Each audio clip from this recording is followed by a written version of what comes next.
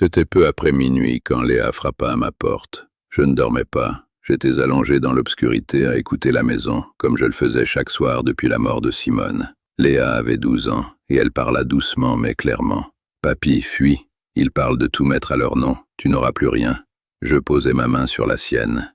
Je lui dis « Je sais, mon cœur, je sais. » Elle me regarda avec l'expression de quelqu'un qui ne sait pas s'il dit la vérité ou protège son grand-père. Les deux étaient vrais. Les deux suffirent pour que le lendemain, pour comprendre cette histoire, il faut savoir ce qu'est vraiment cette maison. Pas un bâtiment, pas une adresse dans un registre. C'est la seule chose sur cette terre que j'ai créée à partir de rien, avec de l'argent mis de côté pendant des années, avec des week-ends où je posais des fondations pendant que les autres se reposaient, avec des plans que Simone et moi étendions sur la table de cuisine et que nous tachions parfois de vin rouge. C'est la maison où ma fille a appris à marcher. La maison où Simone est morte.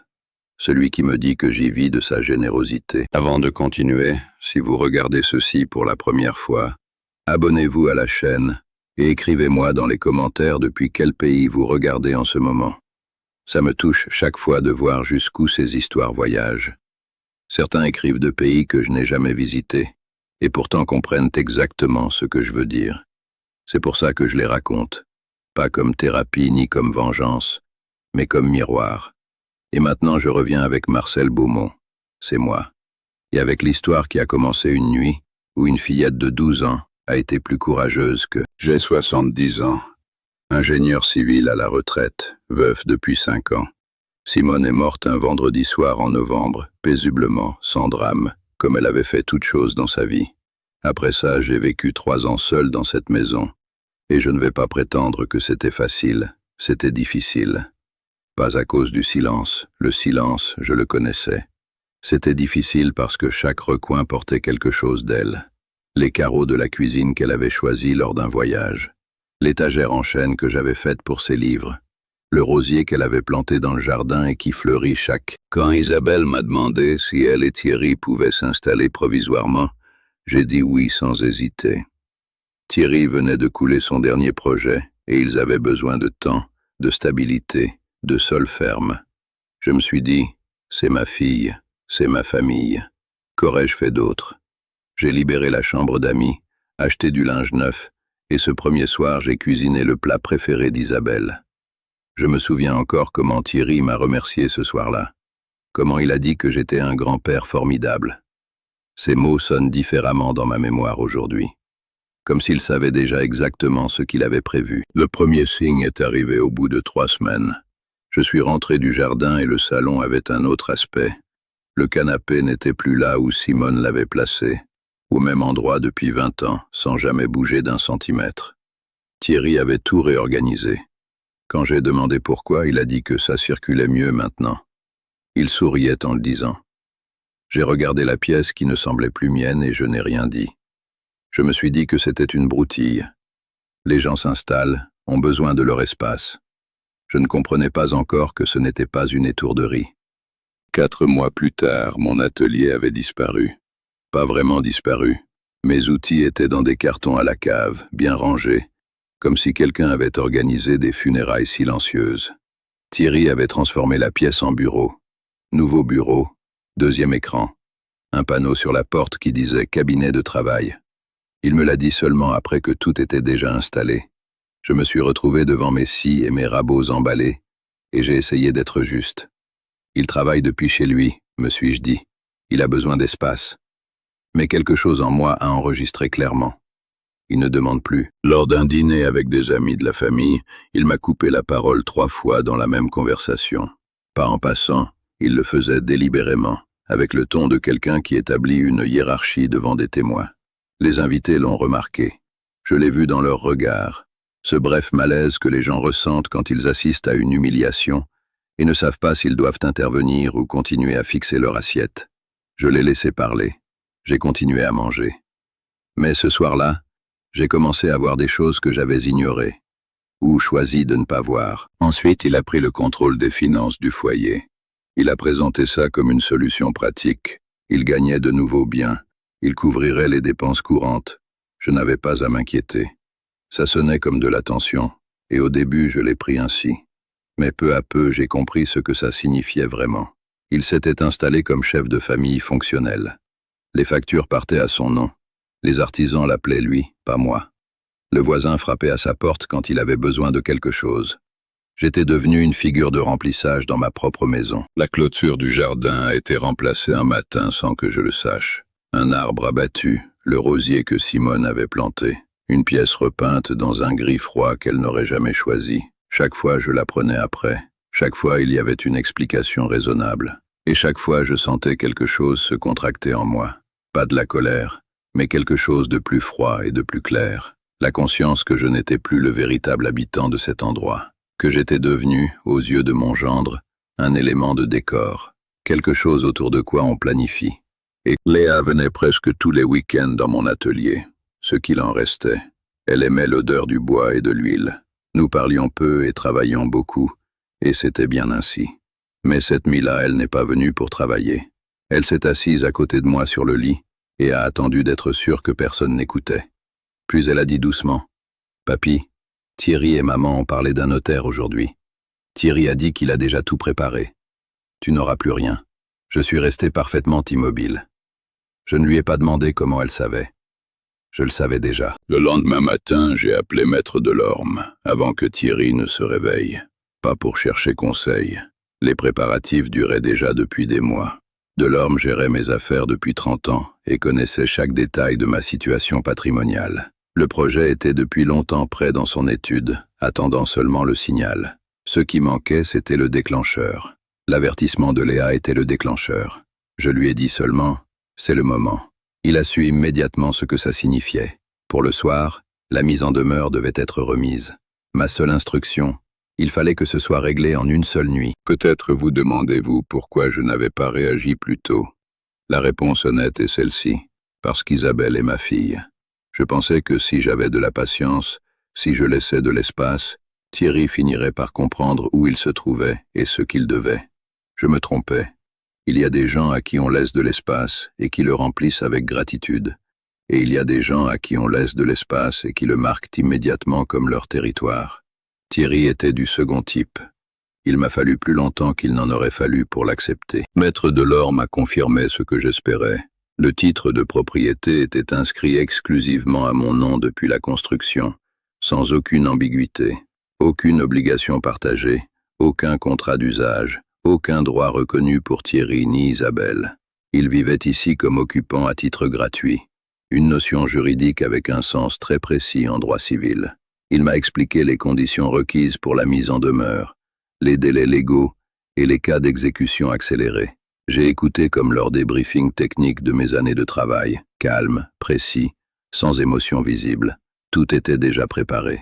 Il ne restait qu'à remettre le document. Je lui avais donné des instructions des semaines auparavant.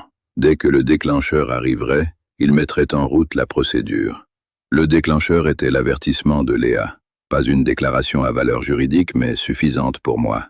Car j'avais en plus un document que Thierry lui-même avait fourni.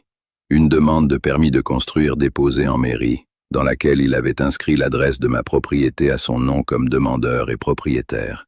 Sans ma connaissance. Sans ma signature, sans mon consentement d'aucune sorte. Cette demande était le déclencheur juridiquement valide pour la procédure accélérée. Thierry, sans le savoir, avait lui-même signé son propre avis d'expulsion. Le coursier a sonné à 18h30. Thierry et Isabelle dînaient. Léa était avec moi. Nous étions allés à un concert dans son école qu'elle m'avait annoncé depuis des semaines. Quand je suis rentré, les clés de Thierry étaient sur la table du couloir. Isabelle m'a ouvert la porte avec une expression que je ne lui avais jamais vue. Pas de la colère, pas de la douleur, de la reconnaissance. Elle savait. Elle avait vu venir et n'avait rien fait. Je l'ai regardée et n'ai rien dit. Je suis allé dans la cuisine faire du thé pour Léa et moi, comme si... Thierry a essayé de négocier. Il a appelé plusieurs fois. Je ne répondais pas. Il a envoyé des messages. Je les lisais et ne répondais pas. Puis il s'est présenté à la porte. Je n'ai pas ouvert. Le lendemain, il a envoyé un avocat qui a examiné les documents en 1 heure. L'avocat a rappelé Thierry. Ce qu'il lui a dit exactement, je ne le sais pas de première main. Mais Léa me l'a raconté après parce qu'elle était dans le couloir quand le téléphone a sonné. L'avocat a dit qu'il n'y avait absolument rien à faire. Le titre était clair. Isabelle est venue me voir. C'était peu après 9 heures du soir. Elle avait pleuré, mais elle ne pleurait plus. Elle m'a demandé si je voulais vraiment faire ça. J'ai dit oui. Elle m'a demandé si on ne pouvait pas au moins parler jusqu'au lendemain. J'ai dit « Nous parlons en ce moment ». Elle a gardé le silence. Puis elle a dit quelque chose que je n'attendais pas. Je savais que Thierry planifiait quelque chose. Je ne voulais pas que ça aille aussi loin. Je lui ai répondu « Mais tu ne m'as pas prévenu. Ta fille m'a prévenu. » Ils ont fait leur bagage jusqu'aux premières heures du matin. Léa dormait déjà dans sa chambre. La petite chambre au bout du couloir que j'avais toujours appelée sa chambre. Je me suis assis dans la cuisine à boire du café et j'ai écouté le bruit des valises et des pas et les mots étouffés entre Isabelle et Thierry. Ce n'était pas un départ dramatique. Pas de mots élevés, pas d'objets brisés. Juste le son silencieux de personnes qui comprennent qu'elles ont perdu et qui ne savent pourtant pas comment c'est arrivé. Quand la porte s'est refermée derrière eux, la maison est restée dans un silence. Le lendemain matin, j'ai accompagné Léa à l'école. Nous avons peu parlé en chemin. Seulement quand nous étions devant le portail, elle s'est retournée et m'a demandé « Tu vas bien, papy ?» Je l'ai regardée, cette fillette de 12 ans qui en une nuit avait compris plus que moi en 2 ans. Je lui ai dit « Je vais bien, grâce à toi ». Elle a hoché la tête, comme si c'était la chose la plus naturelle du monde, et elle est partie. Je suis resté un moment devant l'entrée, puis je suis rentré à la maison, et j'ai ouvert l'atelier. J'ai ramené mes outils à l'atelier. Chaque scie, chaque rabot, chaque marteau, je les ai remis à leur place, comme je l'avais fait pendant 20 ans. Puis j'ai sorti le bureau de la pièce et je l'ai laissé sur le trottoir pour la collecte.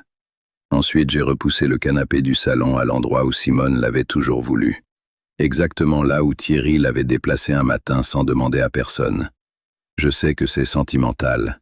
Je sais qu'un meuble ne ramène personne. Mais quand j'ai repoussé le canapé à sa place, la maison a respiré différemment, plus tranquillement. Comme avant. Je me souviens exactement de Léa et moi assis sur les marches pendant que Thierry et Isabelle sortaient les dernières valises. Nous ne disions rien. Nous avions tous les deux une tasse de thé. Dehors il faisait nuit et calme, et le seul bruit était celui des roues des valises sur les dalles. Léa m'a regardé et a demandé doucement si j'étais triste. J'ai réfléchi. Puis je lui ai dit, un peu, mais aussi soulagé. Elle a hoché la tête, comme si elle comprenait. Et peut-être qu'elle comprenait vraiment, mieux que la plupart des adultes dans ma vie qui savaient tout ce qui se... 3 semaines plus tard, j'ai rénové la chambre de Léa, comme elle le voulait. Un petit bureau sous la fenêtre qui donne sur le jardin. La couleur qu'elle avait choisie, même si au début elle me semblait trop vive. Les semaines qui ont suivi, elle a passé beaucoup d'après-midi avec moi. Je lui ai appris à travailler le bois. Comment faire un assemblage qui tient. Elle m'a appris à télécharger de la musique sur le téléphone. Nous avons parlé de tout et de rien. La maison était de nouveau bruyante, de la seule façon qui comptait pour moi, et qu'on ne peut pas remplacer par autre chose. Dans les semaines qui ont suivi leur départ, j'ai remis la maison en ordre. Pas par rancœur, par nécessité. Il y avait des traces partout, un ordre différent dans les placards, des trous de clous dans les murs, un réfrigérateur plein de choses qui n'étaient pas les miennes. J'ai sorti tout ce qui n'était pas le mien, et je l'ai laissé devant la porte. Ce qui restait, c'était la maison que je connaissais, la maison que Simone connaissait. Il a fallu quelques semaines pour qu'elle sente de nouveau comme elle-même, le café, le bois, le jardin au printemps. Alors j'ai su qu'elle était de nouveau à moi. Isabelle a appelé 3 mois plus tard. Elle a appelé un dimanche après-midi tranquille, sans Thierry en fond. Elle ne pleurait pas. Elle a dit seulement « Je sais que j'aurais dû m'interposer. J'aurais dû te prévenir. » Je lui ai répondu « Oui, pas avec cruauté, simplement avec honnêteté. » C'était la phrase la plus sincère que nous ayons échangée depuis des années, peut-être plus longtemps encore. Je l'ai invitée à déjeuner et elle est venue. Nous nous sommes assis à la table que j'avais fabriquée moi-même. Nous avons mangé ensemble, parlé de Simone, de Léa, parfois de rien en particulier. Avec Thierry, je n'ai plus parlé depuis, et je ne l'attends pas. Ce n'est pas de l'amertume, je ne porte rien de lui qui me pèse à l'intérieur. Mais il y a des choses qui se sont passées et qui n'auraient pas dû se passer. Il avait fait des plans qui m'auraient effacé, en silence, de façon systématique, poliment. Il avait dit à ma fille que la maison était pratiquement déjà à eux. Il avait déposé des demandes comme s'il était déjà le propriétaire. Tout ça a eu des conséquences. Que ces conséquences l'aient surpris dit tout sur combien il m'avait sous-estimé depuis le début. Parfois je pense au moment où Léa est entrée dans ma chambre, Au silence qui a suivi, j'aurais pu parler, avec Thierry, avec Isabelle, exiger des explications, chercher la confrontation. Je ne l'ai pas fait, pas par peur, mais parce que je savais. Le bruit ne résout rien de durable. Un homme de 70 ans a appris que la plupart des conflits nés dans les cris finissent dans le silence et dans des papiers bien préparés. J'avais les papiers, et j'avais quelque chose que Thierry n'avait pas. Une fillette qui m'avait dit la vérité parce qu'elle m'aimait. C'était mon vrai avantage. La maison est encore là. Le rosier a disparu. Thierry l'avait fait abattre avant que je puisse réagir. Mais j'en ai planté un nouveau. Léa m'a aidé. Elle l'a arrosé avec un petit arrosoir, puis s'est essuyé les mains sur son pantalon et a dit « Celui-là pousse pour toi, papy ». Elle l'a dit comme si c'était la chose la plus naturelle du monde. Et peut-être que c'était ça. Peut-être que c'est la réponse à tout. Pas la nuit, pas le document, mais un nouveau rosier planté par une fillette qui sait où est la maison et ce que ce mot veut vraiment dire. Je ne parle pas souvent de cette période. Pas parce que ça me fait encore mal. Cette douleur est vieille et silencieuse maintenant. Je n'en parle pas parce que les choses importantes n'ont pas besoin de public pour rester vraies. Mais parfois, quand Léa est là et que la maison se remplit de nouveau de voix et de pas, je pense, c'est peut-être ça la vraie victoire.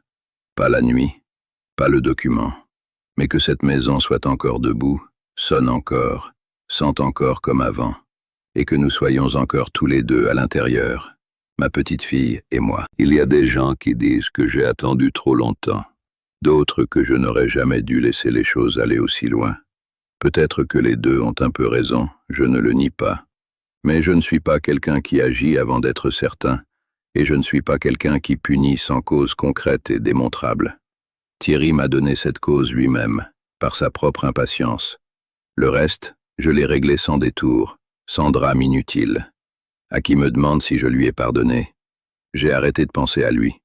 C'est plus de paix que n'importe quel pardon pourrait m'en donner. Maintenant, c'est à vous. Écrivez-moi dans les commentaires. Si votre petite fille vous avait prévenu tard le soir, « Papy fuit, ils vont tout te prendre », auriez-vous agi immédiatement sans hésiter une seule seconde? Ou auriez-vous attendu de le voir de vos propres yeux avant de croire ce qu'elle vous disait avec tant de courage? Et la question qui m'intéresse vraiment, était-il juste que Léa se soit mêlée de tout ça? Ou était-ce trop de responsabilité pour une fillette de 12 ans qui voulait seulement protéger le grand-père qu'elle aime profondément? Vous ne pensez pas?